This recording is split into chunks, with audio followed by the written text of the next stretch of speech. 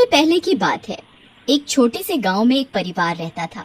उसमें एक माँ और उसके पिताजी रहते थे। उनका एक बेटा भी था जिसका नाम कार्तिक था। कार्तिक अपने माँ बाप का बहुत ही ध्यान रखता था। वह उनकी हर बात मानता था। वह अपने माँ बाप का हर काम करता था। वह कभी भी अपने माँ बाप की कोई भी बात नहीं टालता था। एक दिन की बात है, कार्तिक के घर एक औरत आती है। उसका नाम बिमला होता है और वह कार्तिक की माँ से कहती है, कार्तिक की माँ, कैसी हो? मैं ठीक हूँ। और तुम बताओ, कैसे आना हुआ? आज हमारे घर का रास्ता कैसे भूल गई? सुना है तुम कार्तिक के लिए लड़की देख रहे हो। हाँ बहन, लड़की तो देख ही रहे हैं, पर कोई लड़की पसंद ही नहीं आ रही। बिमला को पता था कि कार्तिक की माँ लालची किस्म की औरत है। वो किसी ऐसी वैसी लड़की से शादी नहीं करेगी।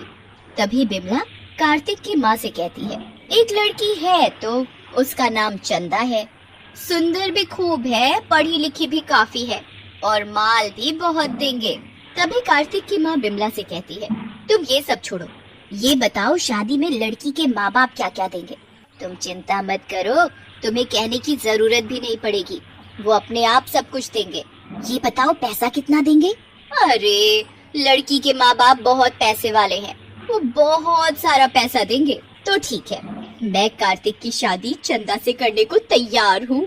और अगले हफ्ते कार्तिक की माँ कार्तिक की शादी चंदा से कर देती है और चंदा नई नवेली दुल्हन बनकर अपने ससुराल में आती है। ससुराल में सभी लोग चंदा का खूब अच्छे से स्वागत करते हैं। और अगले दिन लेकिन कार्तिक की माँ का तो ध्यान चंदा के साथ लाए सामान पर था।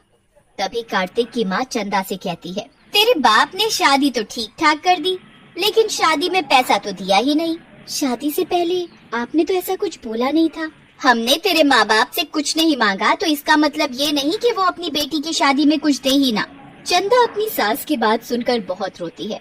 तभी कार्तिक चंदा से कहता है, अब रोती ही रहोगी या कुछ खाने के लिए भी बनाओगी? कब से हम लोग भूखे बैठे हैं। जी अभी लाई।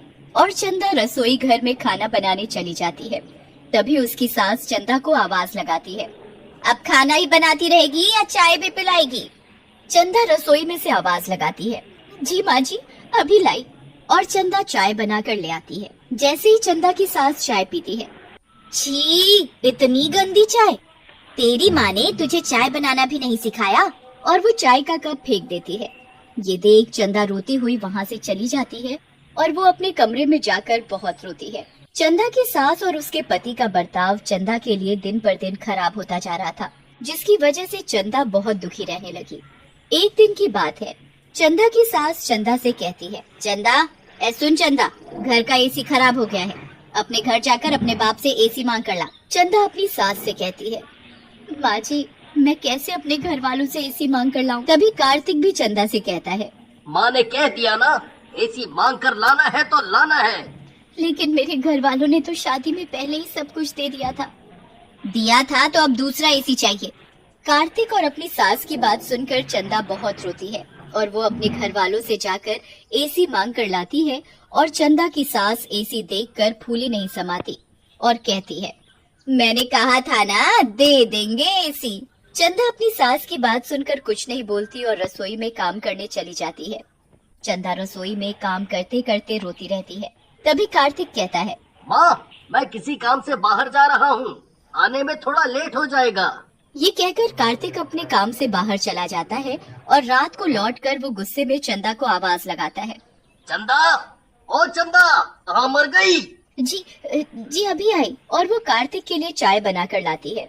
तभी कार्तिक की माँ कहती है, बेटा, आज तो तूने आने में बहुत देर कर दी। तो कार्तिक बताता है, रास्ते में मेरी बाइक खराब हो गई थी, इसीलिए लेट हो गया। बड़ी मुश्किल से घर पहुँचा हूँ, अब तो बिना बाइक के ही काम पर जाना पड़ेगा। तभी माँ कहती है, बिना बाइक के क्यों जाना पड़ेगा? ये चंदा है ना, ये लाएगी अपने घर वालों से मांगकर। तभी चंदा रसोई में खड़ी उन लोगों की बातें सुन रही होती है और तभी वो रसोई से बाहर आकर कहती है, माँ जी, मैं अब अपने घर वालों से कुछ भी मांग कर नहीं लाऊंगी। आप लोगों ने मुझसे पहले ही इतना कुछ मंगवा लिया है, अब मैं उन लोगों से कुछ भी नहीं मांग कर लाऊंगी। चंदा की बात सुनकर चंदा की सास और उसका पति उसे बहुत मारते हैं। इस तरह उन लोगों का लालच दिन पर दिन बढ़ता ही जा रहा था, पर चंदा चाह कर भी कुछ नहीं कर पाती। एक दिन चंदा की सास चंदा से कहती है, ए चंदा सुन, कल लोहड़ी है और तुझे आज पूरे घर की अच्छे से सफाई करनी है। जी माँ जी, मैं अच्छे से पूरे घर की सफाई कर लूंगी। तभी चंदा की सास चंदा से कहती है, सफाई करने के बाद अपने घर चली जाना। और सुन, ये तेरी पहली लोहड़ी है, उनको बोलना कि कल पैसे और गिफ्ट लेकर आए, ये नहीं कि हाथ हिलाते हुए आ जाए। जब देखो खाली हाथ चले आए। माँ जी, जितना उनके बस का है वो अपनी तरफ से आपको पैसे और गिफ्ट देने की ज्यादा से ज्यादा कोशिश करते हैं। मुझसे जबान लड़ाती है, पर माँ जी वो कहाँ से ला कर देंगे? उनकी हालत तो पहले से ही खराब चल रही है। उनके पास अब देने को कुछ नहीं बचा। मुझे कुछ नहीं पता, मैंने कह दिया तो कह दिया। चंदा की सास चंदा की एक नहीं सुनती और वो घर की सफाई में लग जाती है। और अगले दिन सास चंदा से कहती है, आज लोहड़ी है, तूने अपने घर वालों से बोल दिया ना कि आज गिफ्ट और पैसे लेकर आने हैं।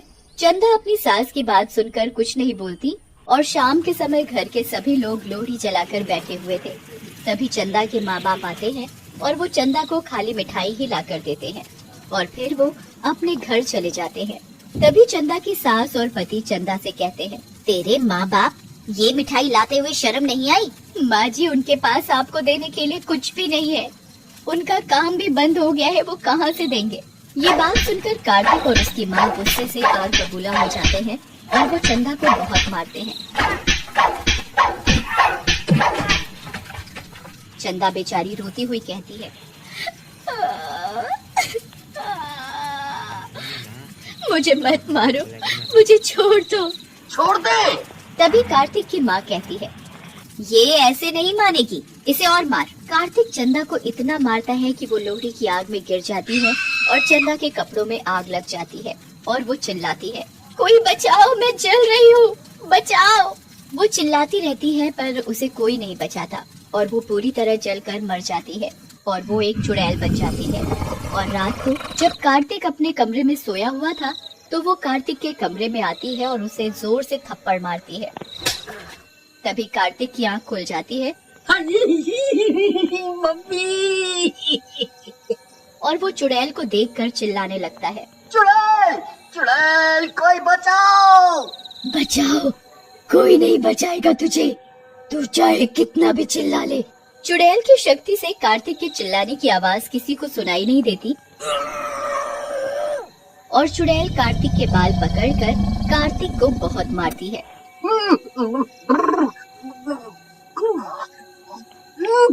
मुझे छोड़ दो, मुझे छोड़ दो। नहीं, कभी नहीं, तू भी मुझे ऐसे ही मारता था ना, मैं भी चिल्लाती रहती थी मुझे मत मारो, पर तुम लोगों को मेरे ऊपर दया नहीं आती थी। अब तुम्हें पता चलेगा दर्द क्या होता है। तभी चुड़ैल कार्तिक के पलंग में आग लगा देती है और वो चीखने लगता है। अब पता चला कैसा लगता है जलते हुए। और कार्तिक के हाथ पैर आग से बुरी तरह जल जाते हैं और वो तड़पता रह जाता है। और अगले दिन कार्तिक की माँ कार्तिक की यह हालत देखकर रोने लगती है और कार्तिक से पूछने लगती है, ये तेरी हालत कैसे हुई? पर कार्तिक इतनी बुरी तरह जल जाता है कि वो बता ही नहीं पाता कि ये सब चंदा ने किया है। और रात को कार्तिक की माँ रसोई में दूध लेने के लिए जाती है। जैसे ही वो दूध गर्म करती है तभी चुड़ैल आ जाती है और चुड़ैल को देखकर कार्तिक की माँ डर जाती है। तुम तो मर गई थी ना? हाँ, तुम लोगों ने मुझे मार डाला था, मेरी पहली लोहड़ी थी और तुमने मुझे जलाकर मार डाला। तभी चुड़ैल अपनी सास के ऊपर गर्म दूध डाल देती है। गर्म दूध डलते ही चंदा की सास चीखने लगती है, मुझे बचाओ, मेरा शरीर जल रहा है, बचाओ मुझे। चंदा की आवाज किसी को सुनाई नहीं देती और वो चिल्लाती रहती है, पर उसकी आवाज किसी को सुनाई नहीं देती। तभी चुड़ैल रसोई में आग लगा देती है और कार्तिक की माँ रसोई में लगी आग में फंस जाती है। मुझे मत जलाओ, अपनी पराई तो मत जलाओ, अब तुझे पता चलेगा कैसा लगता है जलते हुए। ले, अब तू भी चल। मत जलाओ, मुझे मत मारो, मैं जल रही हूँ। तुम लोगों के लालच की वजह से मेरे माँ बाप को कितनी तकलीफ झेलनी पड़ी, पर तब भी तुम लोगों को दया नहीं आई। मैं भी चिल्ला रही थी पर तुम लोगों ने मेरी एक नहीं सुनी और मुझे जलाकर मार डाला। मुझे माफ कर दो, छोड़ दो मुझे। तुम लोगों के लालच की वजह से तुम लोगों ने मुझे जलाकर मार डाला, तुम लोगों के साथ ऐसा ही होना चाहिए। और चुड़ैल पूरे घर में आग लगा देती है। उसमें कार्तिक और उसकी माँ बुरी तरह जलकर मर जाते हैं और चंदा की आत्मा भी शांत हो जाती है और फिर वो वहाँ से चली जाती।